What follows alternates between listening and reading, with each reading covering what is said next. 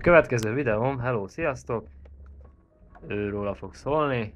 Egy AMD FX 6100 6 magos processzor, magonként 3,3 GHz, 14 MB total cache, AM3 Plus a foglalata, Black Edition, amit tudjak még róla mondani, franc tudja.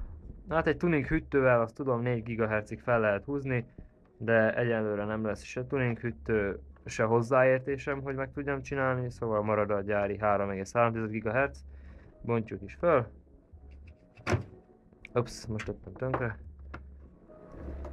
De nehezen nyílsz ki. Na, hát ő volna a szépségünk. Először is. Gyerek. Na. Ő az. Szépség.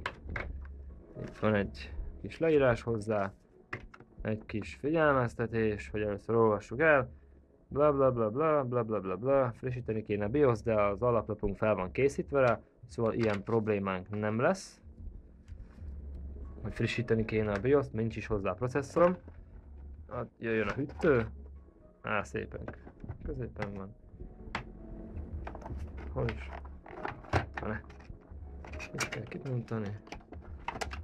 Vagy a másik oldalon, édes minden. Na, egész kis termetes darab. Amit látok előre be is van pasztázva. Nagyon frankó. Hát ez egy 4 pines csatlakozó. Igen, ezzel kell gondolom fixálni. Hát, ma meglátjuk, hogy mi lesz ebből. Remélem semmi negatív. Hát a következő videó az egy először kiszerelés, majd utána beszerelés videó lesz.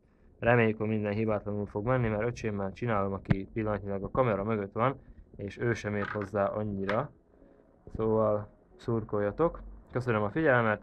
Hello, hello!